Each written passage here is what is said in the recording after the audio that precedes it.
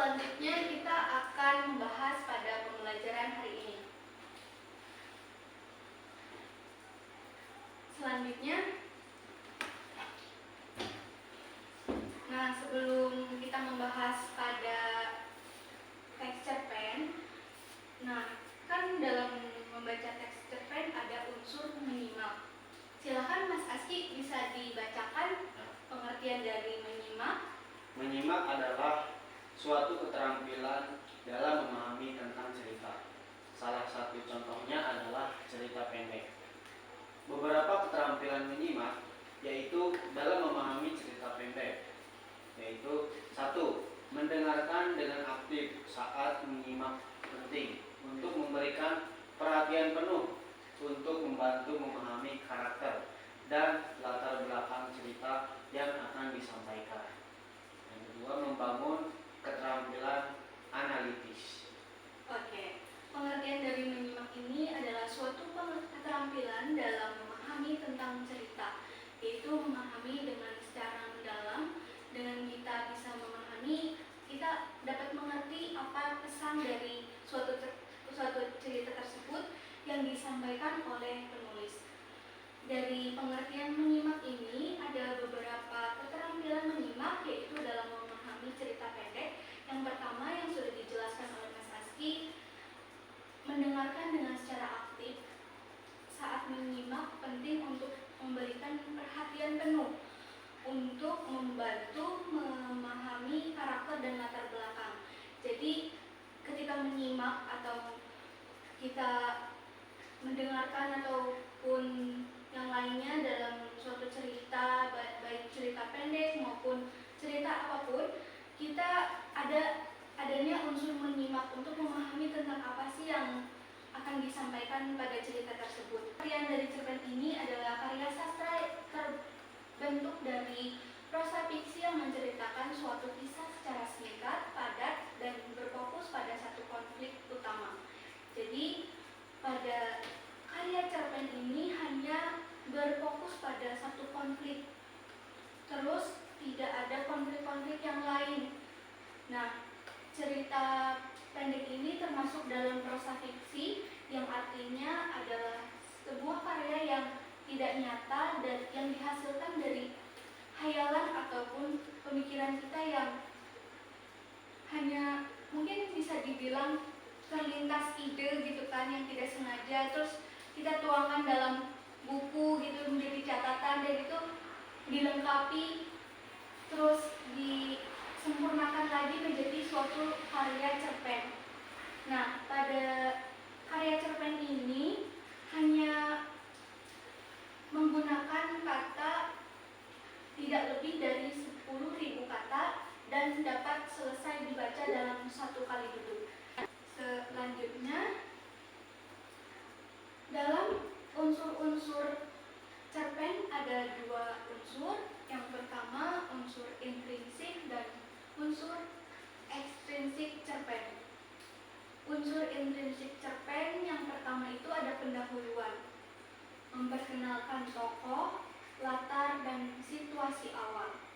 Jadi dalam cerpen itu misal ada 3 tokoh nih, terus tokoh pertama menjadi siapa, terus perannya dalam cerita itu sebagai apa, terus menjelaskan tentang latar pada awal kalimat pada suatu karya tersebut, latarnya di mana dan tempatnya itu seperti apa.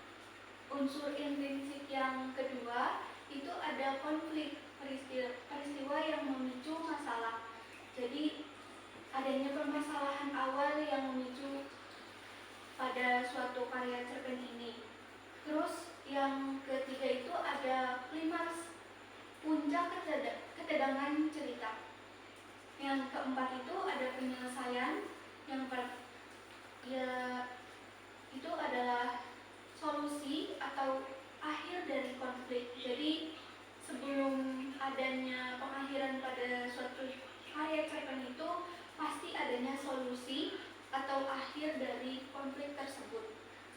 Kemudian unsur ekstrinsik pada cerita pendek yang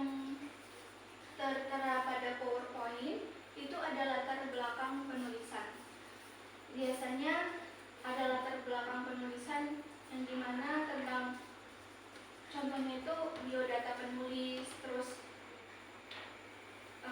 tersebut bisa muncul yang dipengaruhi oleh sosial dalam cerita.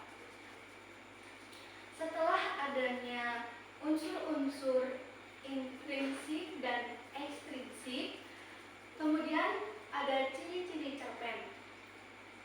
Ciri-ciri cerpen itu ada 4. Yang pertama, singkat dan padat, tidak lebih dari 10.000 kata. Kemudian yang kedua itu fokus pada satu konflik. Kemudian ada tokoh terbatas, biasanya hanya melibatkan sedikit tokoh, gitu kan. Terus yang poin keempat itu mengandung pesan atau amanat. Cerpen sering menyampaikan nilai moral atau pesan tertentu kepada pembaca. Selanjutnya ada manfaat membaca cerpen.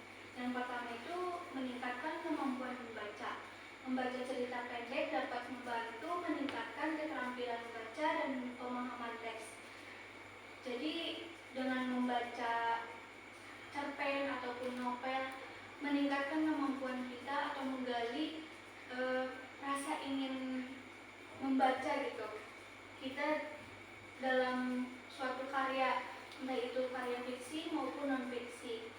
Jadi dapat meningkatkan keterampilan membaca dan pemahaman bahasa, juga dapat meningkatkan kosakata yang baru dalam penulisan suatu karya. Kemudian pada poin yang kedua, memperluas kosakata. Dapat memperkenalkan kosakata baru dalam konteks yang berbeda. Seperti yang sudah saya jelaskan tadi, bahwa manfaat membaca terutama pada cerpen ini memperluas kosakata. Ketika kita membaca satu karya, kita menemukan satu ide atau kata baru dari karya tersebut. Nah, kita mungkin sering terlintas suatu ide, akan tetapi kita masih terlalu bingung atau buntu dalam penulisan gitu. Maksudnya kayak habis nulis ini, kata selanjutnya apalagi ya. Nah, bisa diterapkan lagi dalam membaca cerpen supaya meningkatkan kemampuan dalam berbahasa. Kemudian poin yang keempat itu waktu yang efisien. Cocok bagi mereka yang memiliki waktu terbatas tetapi ingin menikmati sastra. Jadi misalkan Mas Aski nih sibuk sekolah gitu kan, tapi ingin ada hiburan membaca, tapi apa ya yang bisa didapatkan dari hal positif gitu kan. Nah, bisa salah satunya itu membaca cerpen gitu. Karena mungkin dari manfaat tersebut Mas Aski bisa membuat karya cerpen sendiri untuk bisa dinikmati oleh banyak orang dari manfaat membaca cerpen yang dilakukan gitu. Selanjutnya terima kasih. Pada pembelajaran hari ini sudah selesai. Sebelum saya tutup, saya akan mengadakan kuis. Karena kan ini materinya menyimak, jadi saya akan memberikan soal kepada kalian untuk mengisi soal kuis yang berisikan tentang materi yang barusan saya sampaikan. Apakah kalian menyimak tentang materi teks cerpen tersebut? Untuk kode dan linknya sudah saya kirimkan di grup, bisa diisi dan bisa diakses dari sekarang. Silahkan.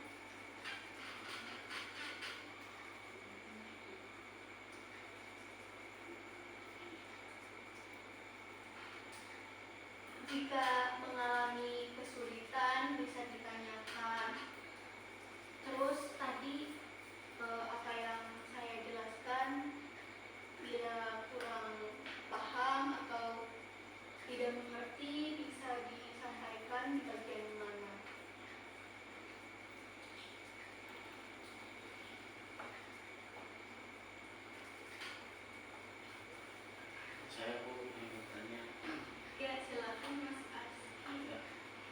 bagaimana cara agar kita bisa menulis cerpen dengan baik dan benar agar kita tidak bingung dalam menulis cerpen? Baik, terima kasih, pertanyaan yang sangat bagus sekali, Mas Aski. Bagaimana cara menulis cerpen yang baik agar kita tidak bingung, gitu kan? Perlu saya ulas kembali apa yang saya tadi paparkan, yaitu salah satunya dengan membaca, yaitu dalam manfaat membaca. Misalnya Mas Aski pengen membuat satu karya cerpen tentang romantis deh temanya itu untuk anak remaja. Nah, Mas Aski bisa membaca atau bisa cari-cari referensi cerpen-cerpen yang lain gitu kan. Terus dibaca halaman demi halaman. Terus mungkin dari segi novelnya juga gitu kan. Terus agar itu bisa menimbulkan suatu ide gitu. Nah, nanti dari ide tersebut bisa dituangkan dalam catatan kecil gitu kan. Terus habis ini apalagi ya? Terus misalkan Mas Aski lagi sekolah nih, oh ternyata setelah melihat sekeliling aku ada ide nih